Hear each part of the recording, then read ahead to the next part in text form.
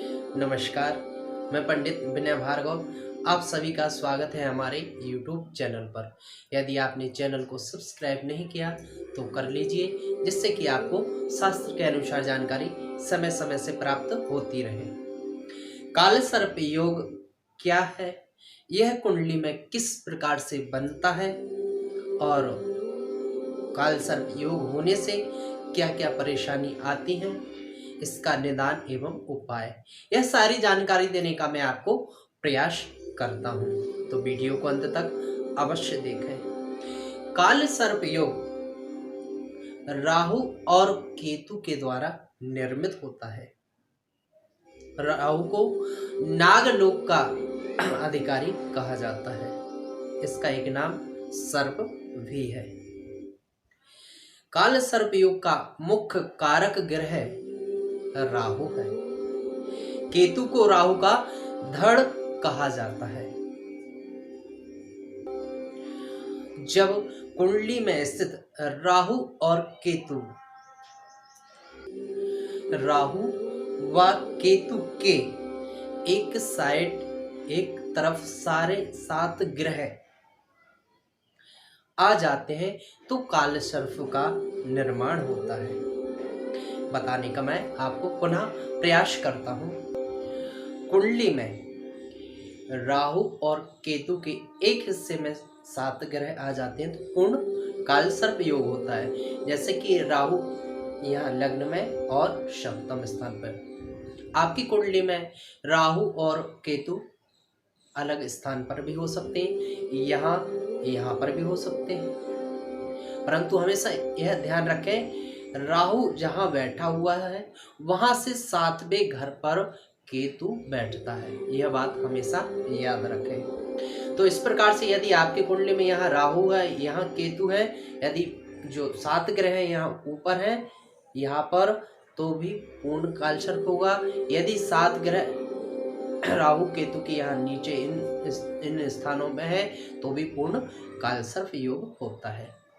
हाँ, यदि राहु और केतु की पकड़ से यदि एक ग्रह भी बाहर चला गया, जैसे राहु और केतु यहाँ पर है और 6 ग्रह इस तरफ है, एक ग्रह यहाँ किन्हीं भी स्थान पर यदि आ गया तो वह आंशिक काल सर्प योग बनाता है।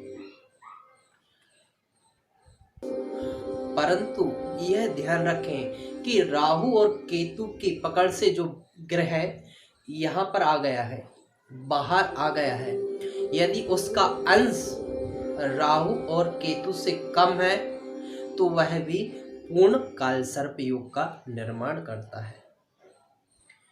तो इस प्रकार से आपकी कुंडली में राहु केतु अलग अलग स्थान पे भी हो सकते हैं। यहाँ पर हो सकता है, यहाँ पर हो सकते हैं, यहाँ पे हो सकता है राहु केतु, यहाँ पे हो सकता है, यहाँ पर भी राहु केतु इस प्रकार से हो सकते हैं। तो इस प्रकार से बना हुआ योग काल सर्प योग कहलाता है।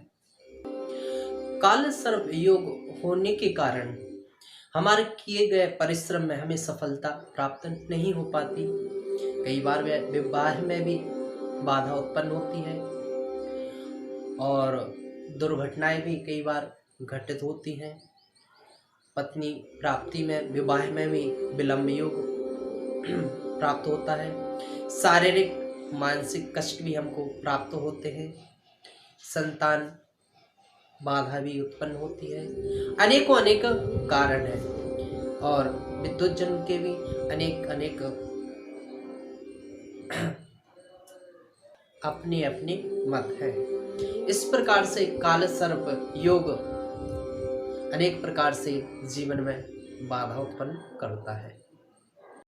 काल सर्प के कुछ लक्षण, कभी कभी स्वप्न में सांप का दिखाई देना, स्वप्न में सांप फन फैलाए हुए दिखना, कभी कभी तो स्वप्न में ऐसा दिखाई देता है कि सर्प हमारे ऊपर चल रहा है, जब नींद खुलती है तो ऐसा कुछ नहीं, तो यह भी काल सर्प योग के कारण है।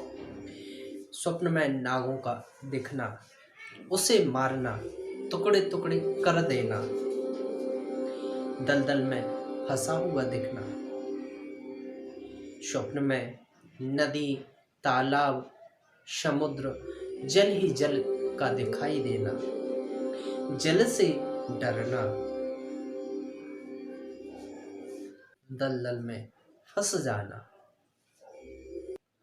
भूत प्रेतों के द्वारा घिरा हुआ अपने आप को देखना, वृक्ष से फल गिरते हुए देखना, स्वप्न में बार बार मकान के गिरते हुए देखना, खंडहर मकान का देखना, यह अनेक कारण यह हो सकते हैं। और भी अपने अपने विद्वत जन के अनेक अपने अपने मत हैं। काल सर्प योग की शांति किसी वेद पाठी ब्राह्मण को बुला करके कराएं। सर्प का पूजन करें, श्री महादेव का पूजन करें, नवग्रह मंडल का, वरुण देवता का,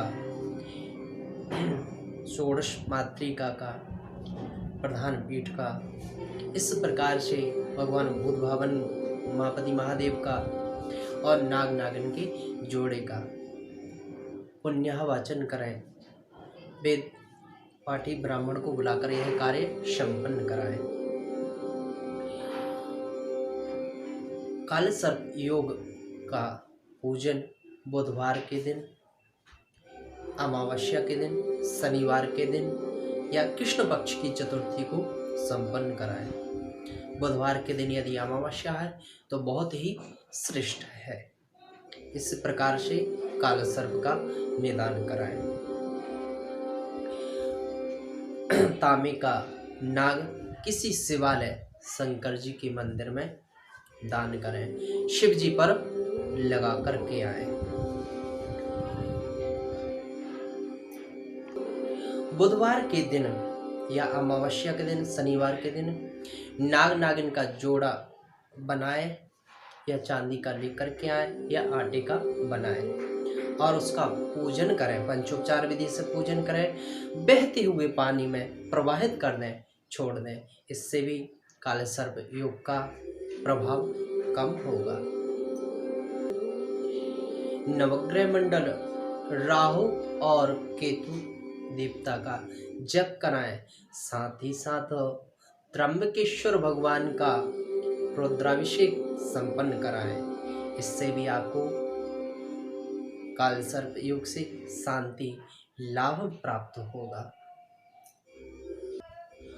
9 बुधवार पानी वाला नारियल बुधवार के दिन राहु का मंत्र पढ़ते हुए बहते हुए पानी में प्रवाहित करें। इससे भी आपको काल सर्प योग से लाभ प्राप्त होगा, शांति प्राप्त होगी। मुझे आशा है यह सारी जानकारी आपको अच्छी लगी।